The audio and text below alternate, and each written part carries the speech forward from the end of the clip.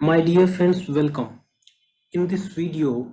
इस वीडियो के अंदर हम लोग एक बड़ा ही इम्पोर्टेंट इशू जो है उसके साथ हम लोग डिस्कशन करने वाले हैं, उसको समझने की कोशिश करने वाले हैं, राइट।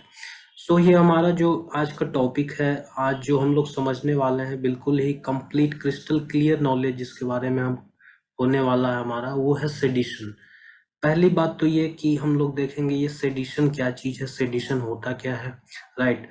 उसके बाद हम लोग ये जानने की कोशिश करेंगे कि इसको लेके इंडिया में क्या चिंताएं हैं, या सुप्रीम कोर्ट का इसके ऊपर क्या टिप्पणी है, क्या उसका विचार है। सुप्रीम कोर्ट का माननीय मुख्य अदालत जो हमारा सुप्रीम कोर्ट है, highest judiciary in our country, उसका इस पर क्या कहना है, राइट। और अभी जो सेडिशन चार्जेस इंडिया में है उसको लेके क्या बहस चल रही है, क्या इंडिया में वो ये होना चाहिए या नहीं होना चाहिए, इसकी शुरुआत कहाँ से हुई, ये सब सारी बातें हम लोग देखेंगे। सबसे पहली बात तो ये कि सेडिशन को हिंदी में बोला जाता है राजद्रोह। राजद्रोह या देशद्रोह, ये दोनों ही इसके हिंदी होते हैं। आपको ये वर्ड जब आपको पता चला होगा, राजद्रोह ये देशद्रोह, आपने जब सुना होगा तो आपको पता चल गया होगा कि इसका जो लेवल है, ये कितना जघन्य अपराध है, कितना हाई लेवल ऑफ क्राइम है ये, राइट। क्योंकि जब राजा होता था, जो राजा होता था एंशियंट टाइम्स में, उसके खिलाफ विद्रोह करना, इसका सजा क्या होता था, सर कलम कर देना। इसका एक ही सजा था कि सर इसका कलम कर दिया जाए। तो राजा के खिलाफ विद्रोह करना या देश के खिलाफ विद्रोह करना, या तो उसका सर कलम कर दो या देश निकाला कर दो। ये हमारा उस समय होता था जब हमारे यहाँ मोनार्की चलता था, यानी राजा का जब हुकूमत चलता था। लेकिन राजा के बाद हमारे पास ब्रिटिश राज आ गया, यानी ब्रिटिश का हुकूमत चलने लगा, ब्रिटिश का राज आ गया। तो ब्रिटिश को भी, आप जानते हैं 1857 के अंदर हमारे पास द ग्रेट रिवोल्ट ऑफ 1857 हुआ, जिसमें अंग्रेजी जो सरकार थी, अंग्रेजी जो हुकूमत थी, उसका जो रूट था, बिल्कुल उसका जो जड़ था, बिल्कुल हिल गया था। तो इसके बाद गवर्नमेंट काफ़ी ज़्यादा एनालाइज करने के बाद 1860s के अंदर ये सेडिशन का जो है प्रोविजन लेके आई। इंडियन पीनल कोड के अंदर ये सेडिशन का प्रोविजन लेकर आया कि कोई भी सरकार के खिलाफ, जो ब्रिटिश राज है, ब्रिटिश हुकूमत है, उसके खिलाफ अगर कोई बगावत करता है या बगावत करने के लिए किसी को उस्काता है, तो उस पर कठोर से कठोर सजा की जाएगी। और इसी के अंदर 1897 में बाल गंगाधर तिलक साहब के खिलाफ पहली बार ये जो है ये सेक्शन 124A आईपीसी के अंदर जो है ये इन पर ये चार्ज लगाया गया था। ये पहले ऐसे व्यक्ति थे जिन पर ये चार्ज लगाया गया था। उसके बाद 1922 में महात्मा गांधी, भगत सिंह, उसके बाद फिर जवाहरलाल नेहरू, काफी सारे पॉलिटिकल लीडर्स पर ये चार्ज लगाए गए थे। बेसिकली कारण ये था कि वो चाहती थी कि जो ब्रिटिश गवर्नमेंट है उसके खिलाफ किसी भी तरीका का असंतोष लोगों में ना पैदा हो, किसी भी तरीका का लोगों के अंदर असंतोष ना उभरे, लोगों को सच्चाई ना पता चले ब्रिटिश गवर्नमेंट का कि आखिर ये क्यों रूल कर रहा है और ये किस तरह से जो है इंडिया को लूट रहा है। ये बात जो है लोगों को ना पता चले और ब्रिटिश गवर्नमेंट जो है वो काफ़ी अपना काम करते रहे, इसके लिए ये इतना कड़ा प्रोविजन सेडिशन लॉ लेके आई थी ब्रिटिश गवर्नमेंट, राइट। लेकिन अब जब हम 2021 में जी रहे हैं, 75 ईयर्स हमारा इंडिपेंडेंस का होने वाला है, तो फिर क्या ये लॉ होना चाहिए देश में अभी भी? तो इस पर हम लोग बात करेंगे। और रिसेंटली इसको लेके, कानून को लेके क्या क्या चर्चा हो रही है, जुडिशियरी का क्या कहना है, सुप्रीम कोर्ट का क्या कहना है, इस पर ये सारी बातें हम लोग इस वीडियो के अंदर देखने का और समझने का कोशिश करेंगे। तो समझते हैं पहले कि सेडिशन आखिर क्या है। सबसे पहले तो हम लोग बिल्कुल जो डेफिनेशन है सेडिशन का, उसको मैं आपको पढ़ के बताता हूँ, राइट। पहली बात तो मैं आपको ये बता दूं कि दिस वर्ड सेडिशन, ये जो वर्ड है राजद्रोह या देशद्रोह का, ये हमारे कॉन्स्टिट्यूशन में बिल्कुल इसके लिए कोई जगह नहीं है। हमारे कॉन्स्टिट्यूशन में सेडिशन वर्ड का यूज कहीं भी नहीं किया गया। और इसके पीछे वजह ये है, के एम मुंशी साहब was a constitutional expert and he was one of the member जिन्होंने कॉन्स्टिट्यूशन को फ्रेम करा है हमारे देश के अंदर, जो कॉन्स्टिट्यूशन हमारा बना है उसमें के एम मुंशी का एक बहुत बड़ा योगदान है, बहुत बड़ा कंट्रीब्यूशन है, राइट। तो के एम मुंशी साहब इसका काफी ज्यादा विरोध उन्होंने किया था। He vehemently opposed this idea of sedition being contained in the constitution of India. तो इनको सेडिशन का जो पूरा प्रोविजन था ये इसके बिल्कुल खिलाफ थे, और जवाहरलाल नेहरू साहब भी इसके काफी खिलाफ थे। और यही वजह है कि कॉन्स्टिट्यूशन जो हमारा 26 नवंबर 1949 के अंदर अडॉप्ट किया गया था उसमें इस वर्ड को बिल्कुल कोई जगह नहीं दिया गया था सेडिशन का, राइट। तो आखिर ये वर्ड है कहाँ? तो ये इंडियन पीनल कोड में अभी भी ये जो प्रोविजन है ये बरकरार है, राइट। और वहीं पर सेडिशन को डिफाइन किया गया है, ठीक है। So sedition as per section 124A of IPC, यानी कि अगर कोई सेडिशन करता है तो उस पर ये चार्ज लगाया जाता है, धारा 124A लगाया जाता है आईपीसी का, राइट।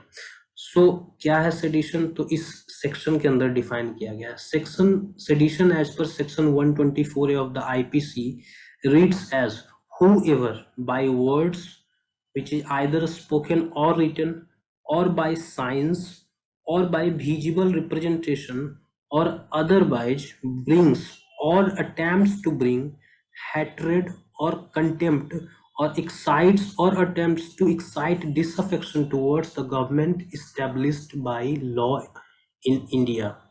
ध्यान से पढ़ना, government established by law in India shall be punished with imprisonment for life, to which fine may be added, or with imprisonment which may extend to 3 years, to which fine may be added, or with fine।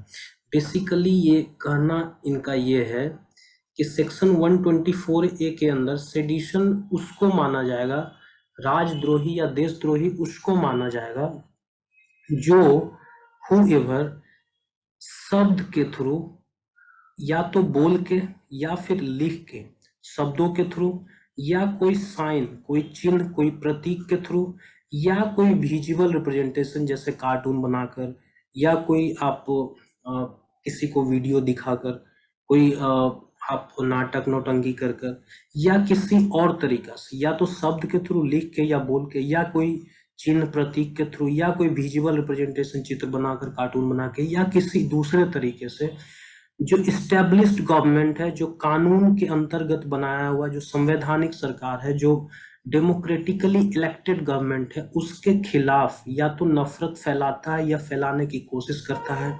तिरस्कार की भावना फैलाता है या फैलाने की कोशिश करता है, या फिर उस सरकार के खिलाफ जो इस्टेब्लिश्ड गवर्नमेंट है, डेमोक्रेटिकली चूजन गवर्नमेंट है, इलेक्टेड गवर्नमेंट है, उसके खिलाफ असंतोष फैलाने का कोशिश करता है। ये बड़ी बात है, असंतोष फैलाने का या नफरत फैलाने का या फिर तिरस्कार करने का, फैलाने का कोशिश करता है तो उसको राजद्रोही माना जाएगा इस अंतर्गत के, इस सेक्शन के अंदर, और उस पर फिर ये चार्ज लगाया जा सकता है, राइट।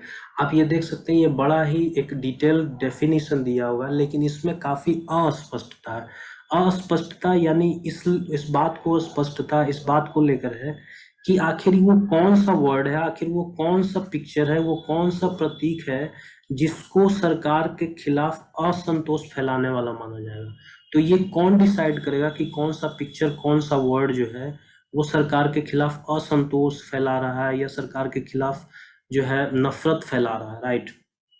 तो इसके लिए काफी सारे केसेज हमारे पास जुडिशियरी के पास गए, सुप्रीम कोर्ट के पास गया, और उसमें सुप्रीम कोर्ट ने कोशिश किया है इसको क्लियर करने के लिए, इसको जो ये प्रोविजन है सेडिशन का उसके ऊपर क्लैरिटी लाने का कोशिश किया है।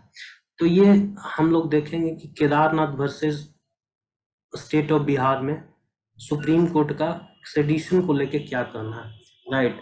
लेकिन अब आप देखेंगे कि केदारनाथ वर्सेस जो स्टेट ऑफ बिहार का केस था उसमें सुप्रीम कोर्ट ने क्लियरली बोल दिया था कि ये जो इतना बड़ा लिखा हुआ है इसमें बस आप 3 वर्ड पर ध्यान देंगे, इंसाइटमेंट टू वायलेंस, यानी कि अगर कोई सरकार के खिलाफ हिंसा भड़काने का कोशिश करता है, हिंसा भड़काने का मतलब सरकार को वायलेंस के थ्रू अपरूट करने का कोशिश करता है, सरकार को उखाड़ फेंकने का कोशिश करता है, डीएस्टेबलाइज करने का कोशिश करता है थ्रू वायलेंस, ठीक है, लोगों में हिंसा भड़का के सरकार को डीस्टेबलाइज करने का, सरकार को गिराने का कोशिश करता है, तो फिर उसको सेडिशन माना जाएगा। लेकिन तभी जब इंसाइटमेंट टू वायलेंस हो, या वर्ड से हो या एक्शन से या किसी भी चीज से, ये होना जरूरी है। यानी incitement to violence is the gist of this provision. Supreme Court का क्लियरली बोलना था कि सरकार के खिलाफ असंतोष पैदा फैलाना या सरकार के खिलाफ क्रिटिसिज्म करना, this is not part of sedition. Incitement to violence होना चाहिए, मतलब हिंसा फैलाने वाला कुछ बात होना चाहिए, तभी उसको सेडिशन माना जाएगा। ये तो हुई सुप्रीम कोर्ट की बात। लेकिन आज के डेट में हमारे पास 2021 में ये मुद्दा क्यों है, इस पर हम क्यों बात कर रहे हैं, इंडिया में इसको लेके क्या चिंताएं हैं, इस पर हम लोग देखेंगे। तो what are the concerns regarding sedition India. तो पहला कंसर्न साहब ये है कि हमारा जो केस है, नंबर ऑफ केसेज जिसमें लोगों के ऊपर ये चार्ज लगाया जा रहा है, वो काफी ज्यादा बढ़ गए हैं। मतलब जिन लोगों के ऊपर सेक्शन 124A ऑफ आईपीसी लगाया जा रहा है, वैसे लोगों की संख्या काफी तेजी से बढ़ा है। और ये ऑफिशियल डेटा है, नेशनल क्राइम रिकॉर्ड ब्यूरो का डेटा है, मिनिस्ट्री ऑफ होम अफेयर्स का डेटा है कि 2016 से 2019 के बीच में, 2016 और 2019 के बीच में आप देखेंगे तो वैसे लोगों का संख्या, जिन लोगों के खिलाफ ये सेक्शन 124A लगाया गया है, वैसे लोगों का संख्या में 160% का इंक्रीमेंट हुआ है। यानी अगर 2016 में हाइपोथेटिकली अगर मान लिया जाए कि 2016 में 100 लोगों पर सेक्शन 124A लगाया गया था, तो 2019 के अंदर ऐसे लोगों की संख्या सीधे 260 हो गई है।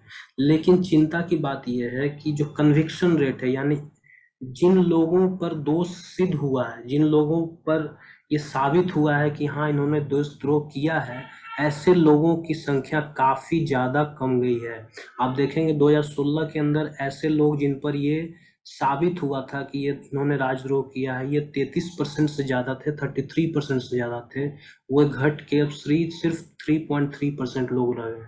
यानी कि ज्यादातर लोग जो हैं जिन पर ये सेक्शन 124A इम्पोज किया जाता है, लगाया जाता है, उनमें से ज्यादातर लोग 96.7% लोग ऐसे हैं जिन पर ये साबित नहीं हो पाता है कि इन्होंने असल में कुछ राजद्रोह के खिलाफ या राजद्रोह जैसा कोई काम किया है। तो सबसे बड़ी चिंता यह है कि केसेज बढ़ गए हैं साहब। जिन लोगों पर सेक्शन 124A यानी राजद्रोह का मुकदमा चला है, वो ऐसे लोगों का नंबर तो बढ़ गया है, लेकिन इन पर दोष साबित नहीं हो पाया। राइट। तो कहीं ना कहीं जो एक्सपर्ट्स हैं उनका ये मानना है कि कहीं ना कहीं जो है झूठा केस या फिर फॉल्स केस लगाया जा रहा है इन लोगों पर, है ना। ऐसा काफी सारा इसको लेके डिबेट है। राइट। दूसरा, this is against judicial precedents. Judicial precedents मतलब जुडिशरी का जो मानना है सेडिशन को लेके, जुडिशरी जिस चीज को डिफाइन करता है, सेडिशन को जैसे डिफाइन करता है, उसके खिलाफ कहीं ना कहीं ये मामला जा रहा है। क्यों? क्योंकि supreme court Kedarnath Singh case 1962, जो केदारनाथ सिंह हमने अभी बात किया था, Kedarnath Singh versus state of Bihar, उसमें सुप्रीम कोर्ट का क्लियरली मानना है कि इंसाइटमेंट टू वायलेंस, यानी सरकार के खिलाफ हिंसात्मक रवैये या हिंसा करके सरकार को डिस्टेबलाइज करने का कोशिश किया जाता है, तभी उसको सेडिशन माना जाता है। यानी सेडिशन को अगर 3 वर्ड में डिफाइन किया जाए सुप्रीम कोर्ट के हिसाब से, तो वो है इंसाइटमेंट टू वायलेंस, यानी सरकार के खिलाफ हिंसा फैलाना, सरकार के खिलाफ हिंसा का के लिए लोगों को ये करना, ठीक है, इंसाइट करना। राइट। तो इसी को सिर्फ माना जाएगा। लेकिन आज के डेट में हम काफी सारे ऐसे केसेस आए हैं जिनमें ट्विटर को लेके अगर लोगों ने कुछ लिखा है, फेसबुक के लेके, फेसबुक पे पोस्ट को लेके, और व्हाट्सएप पर भी काफी सारे ऐसे केसेस आए हैं जिनमें लोगों पर ये सेक्शन 124A इम्पोज किया गया है, जहां पर कहीं भी इस तरीका का बात नहीं था कि जहां से सरकार के खिलाफ हिंसा जो है फैलाने का बात हुआ। तो कहीं ना कहीं ये जो सुप्रीम कोर्ट का जजमेंट है उसके खिलाफ ये कहीं ना कहीं जाता है मामला। राइट। तीसरा हमारा कंसर्न है कि this has become a tool of political vendetta. Political vendetta का मतलब ये होता है कि राजनीतिक दुश्मनी निकालने के लिए ये एज ए वीपन यूज किया जा सकता है या जा रहा है, बहुत सारे लोगों का ये भी मानना है। राइट। कि पॉलिटिकल अपोनेंट्स जो हैं, जो राजनीतिक विरोधी हैं, उनको शांत करने के लिए या उनको उनकी आवाज को स्टिफल करने के लिए ये एज ए टूल जो है इस्टेब्लिश्ड गवर्नमेंट के द्वारा ये यूज किया जा रहा है। ऐसा मिसयूज करने का भी आरोप काफी सारे लोगों का कहना है कि ये मिसयूज भी किया जा रहा है या किया जा सकता है। सबसे इम्पोर्टेंट कंसर्न ये है कि हमारा जो फंडामेंटल राइट है, आर्टिकल आर्टिकल 19 1A के अंदर जो freedom of speech and expression है, freedom of speech and expression के अंदर सरकार के खिलाफ असंतोष जाहिर करना, स्पीच एंड एक्सप्रेशन, एक्सप्रेशन का मतलब होता है आप क्या सोचते हैं, आप क्या समझते हैं, आप अपनी भावनाओं को जाहिर करते हैं। तो ये जो जाहिर करना है, इसमें सरकार के नीतियों के खिलाफ, सरकार के खिलाफ, सरकार के पॉलिसीज के खिलाफ कुछ असंतोष जाहिर करना, वो इसके अंदर प्रोटेक्टेड है। यानी article 19(1)(a) every citizen of India को गारंटी देता है कि आपको अगर सरकार के खिलाफ कोई शिकायत है, कोई शिकवा है, तो आप निश्चित रूप से उसको जाहिर कर सकते हैं। तो right to freedom of speech and expression के अंदर ये चीज प्रोटेक्टेड है कि आप सरकार के खिलाफ कोई भी शिकवा शिकायत को जाहिर कर सकते हैं। तो फिर ये असंतोष का भावना जो है, ये जाहिर करने में क्या दिक्कत है सरकार के खिलाफ, राइट? अगर किसी को सरकार की पॉलिसीज ठीक नहीं लग रही, सरकार की नीतियां ठीक नहीं लग रही, सरकार के खिलाफ कोई शिकवा शिकायत है, तो उसको जाहिर करने में प्रॉब्लम क्या है अगर आर्टिकल 19 उसको प्रोटेक्ट करता है? और ये हमारा फंडामेंटल राइट है, राइट? फंडामेंटल राइट जिसको इतना आसानी से वायलेट नहीं किया जा सकता है विदाउट एनी सॉलिड रिस्ट्रिक्शन। हमारे पास रीजनेबल रिस्ट्रिक्शंस होने चाहिए, तभी इसको वायलेट किया जा सकता है। तो कहीं ना कहीं ये जो आर्टिकल 19(1)(a) के अंदर हमारा जो फंडामेंटल राइट है, मौलिक अधिकार है, उसको कहीं ना कहीं जो सेडिशन का जो प्रोविजन है, वो कहीं ना कहीं हमसे छीनने का कोशिश करता है। अब सवाल ये है कि क्या 2021 जब हमारे आज़ादी के 74 ईयर्स हो चुके हैं, तो क्या ये सेडिशन का प्रोविजन हमारा जो कानून है उसके अंदर होना चाहिए?